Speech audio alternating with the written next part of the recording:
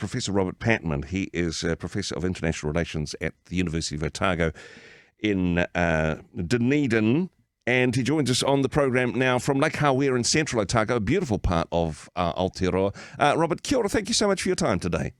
Kia ora, Andrew. Pleasure to be with you. Now, we are talking today about something which has certainly hit the headlines recently, and this week in New Zealand, with the Prime Minister's announcement that New Zealand's Defence Force personnel will be sent to the Red Sea. We're talking about the situation of the Houthi rebels in Yemen. A little bit of a background first up, Robert. Who are the Houthi rebels? What do they want? What are they after? Well, the Houthi rebels are Shia. In terms of affiliation, we should remember the Islamic world divided between Shia and Sunnis, and the Yemenis rebels. They're in ethnic terms, about 65% of the population in Yemen is Sunni, and about 35% are Shia. So the Iranian-backed Shia Houthi rebels control part of Yemen. And they've been engaged in the civil war there. And that did result a few years ago in Saudi Arabia intervening, backed by the United States. So these are a battle-hardened group. They're not to be trifled with. They're fierce and determined. And they have entered the fray following the military campaign by Israel in Gaza. They first launched attacks on commercial shipping, which they perceived to be linked to Israel, on the 19th of October. And since then, there's been well over 50 attacks on commercial and naval shipping. So that's the situation. Why are they doing that? They're doing that, they're saying, to express solidarity with the plight of the Palestinian people who, in their view, are receiving no help whatsoever from the United Nations. There's been no ceasefire. And they said they would desist or stop immediately all attacks on commercial naval shipping as soon as there's a lasting ceasefire in Gaza. So they're not necessarily even wanting territorial gains or independence for their own right. This is in a direct response to Israel's Gaza attacks? Yes, that's what they're saying. Yeah. And we don't have, there's two things here I think is getting a bit merged. We should separate. If we put the Houthis to one side, there's still a very strong moral, strategic, and diplomatic case for an immediate ceasefire in Gaza. They have certainly taken, let's be quite clear about this. Iran is a regional power in the Middle East. It has ambitions of its own, and it was always highly likely, indeed the Americans anticipated this, that once the unconditional support for Israel from America kicked in, and there was this massive aerial bombardment and ground offensive by Israel and Gaza, that the conflict could spread. And it's in those circumstances, those desperate circumstances for the Palestinians, with more than 25,000 dead, and 70% of whom are women and children, that the Houthis have started to flex their muscles. It is a much bigger picture, and talking about Iran, Houthi couldn't do what they do without Iran's military backing and support, but also Iran involved, as you say, in Gaza with supporting the Hamas, in Syria with rebels there, in Lebanon with Hezbollah, in Iraq, and, well, I suppose to an extent in the Ukraine as well, with supplying arms to Russia. Yes, particularly in the Middle East, Iran has ambitions to continue to build its power.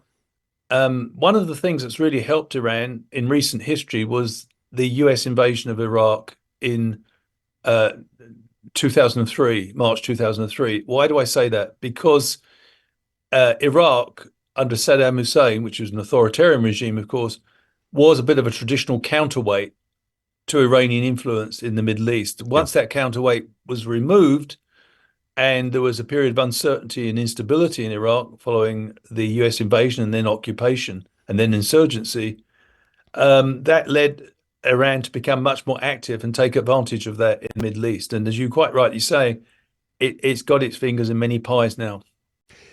So, from the Houthi rebel point of view, their stance is to support to support the people of Gaza, in particular Hamas. But in terms of Iran's geopolitical ambitions in the region, that may be the excuse. But what do you think is behind? What's the long game for Iran? What are they hoping to achieve through this destabilization which is happening in the region generally? Well, their key enemy is Saudi Arabia. Mm-hmm. Although, of course, there's been some attempt by China that they did establish diplomatic relations through China, but it's no doubt about it that there's a tussle for influence between Shia Iran and Sunni Saudi Arabia. Yeah, and Egypt is also a Sunni-dominated country. And you've got this fault line running through Middle Eastern politics. We often think of Middle East turmoil in terms of the conflict between Israel and many of its Arab neighbors. yeah.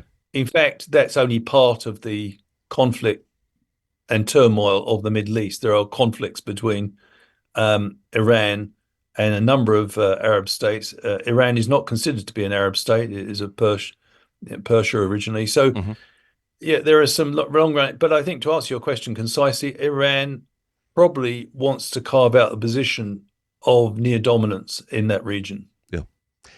In terms of the international response, and in particular the US response, as you mentioned beforehand, the US is, well, to an extent, large extent, supporting Israel in the conflict at the moment. But in terms of the US response to the rebels in Yemen, and of course, this is shipping lanes are endangered here, so there's some American interests involved. What's been the response to date, Robert? Well, the response to date is that the US and the UK in particular, with the support most recently of New Zealand and Australia and Canada, have been taking military measures against the Houthi rebels that have been attacking commercial and naval vessels in the region. To date, you may recall about, I think, 10 days ago, the US and UK carried out an extensive strikes on Houthi bases in Yemen, military installations from which they were launching their own missiles against shipping in the disappointing things from the point of the US and UK is that these measures so far have not seemed to deter the Houthis, who seem to be relishing the confrontation. And we should have no illusions about the Houthis. They certainly take support from Iran, but they are a very tough group. They withstood the assault of two of the most powerful air forces in the Middle East during the civil war in Yemen. That's Saudi Arabian's Air Force and the UAE Air Force. Mm-hmm. So when they say they're going to continue, despite the attacks from the US and UK, I don't think we should necessarily be skeptical about their response. Where might this lead? I mean, you mentioned New Zealand's involvement, but I suppose is rather more political than it is strategic, sending half a dozen military personnel to the region, although not insignificant, perhaps. But what do you see to be, if you like, the best and worst case scenario outcomes of the current conflict, Robert? Well, I think the best outcome I can see is for the United States to rethink its policy, because I think the Houthi attacks, which started on the 19th of November, were a response to the situation in Gaza. And our country, New Zealand, twice voted. New Zealand was the only member of the Five Eyes to vote for an immediate humanitarian truce back on the 27th of October in the General Assembly. Mm-hmm. And we then co-sponsored a resolution on the 13th of December calling for a lasting humanitarian ceasefire. So that's certainly what I think New Zealand wants.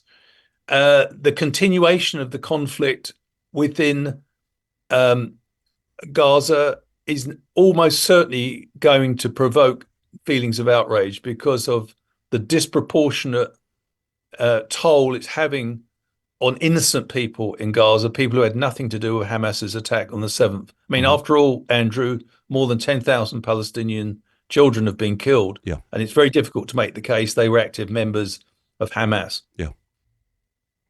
So I think the best case scenario would be for the US to say to Israel, enough is enough. We need a lasting ceasefire, and then we can move on to a two-state solution as a political way of diffusing the situation. But it doesn't look like it's going to happen anytime soon. No, I mean, worst case scenario, then, I mean, ground assaults in Yemen, that's probably out of the question.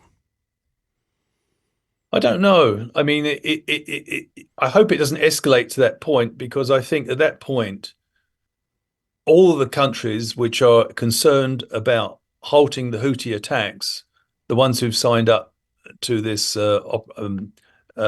Prosperity Guardian arrangement involving a number of states, they may get themselves drawn into a war. Yeah. And that would be, the nightmare scenario for all of us has been the spreading of the Gaza conflict to the Middle East in many parts. And it could happen. And it's not because the actors want it. I don't think Iran wants a confrontation with the US. The US doesn't want a confrontation with Iran. Yeah. But miscalculation can occur in these very tense circumstances. Well, we thank you so much for your insight. Thank you for taking the time to chat with us today. Robert, thank you. Bye-bye. Thank you.